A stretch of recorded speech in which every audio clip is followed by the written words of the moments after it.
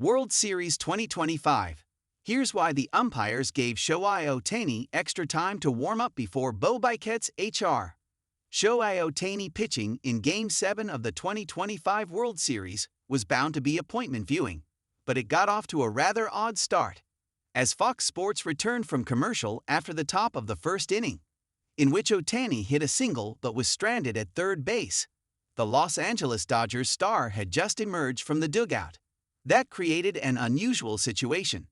Usually, there is a nearly 3-minute timer between innings, and failing to pitch in time would mean a pace-of-play violation, but the umpires on the field opted to reset the clock so Ohtani could go through his full warm-up.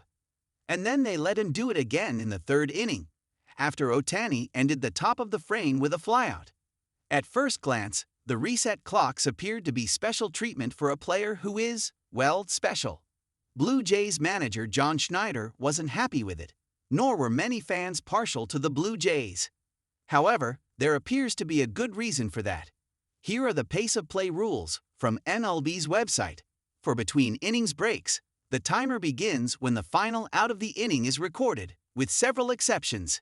If the pitcher is on base, on deck, or at bat when the inning ends, the timer begins when the pitcher leaves the dugout for the mound. Umpires may provide extra time if warranted by special circumstances.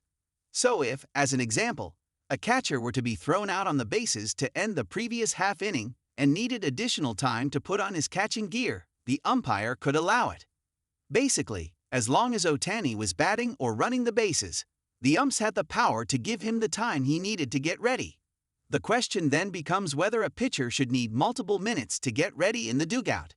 Wherever you land on it, the warm-ups ended up not working out for Ohtani. He had to escape from a pair of jams in the first and second innings. Then he was sent back out for a third inning that did not go his way. He allowed a third straight leadoff hitter to reach base on a single from George Springer, then intentionally walked Vladimir Guerrero Jr. after a sacrifice bunt opened up first base. Cue Bo Bichette. Ohtani exited the game with a line of 2 1/3 innings, 5 hits, 3 earned runs, 2 walks and 3 strikeouts on 51 pitches. It was a messy outing for a player making the first real start on short, or even normal, rest of his career.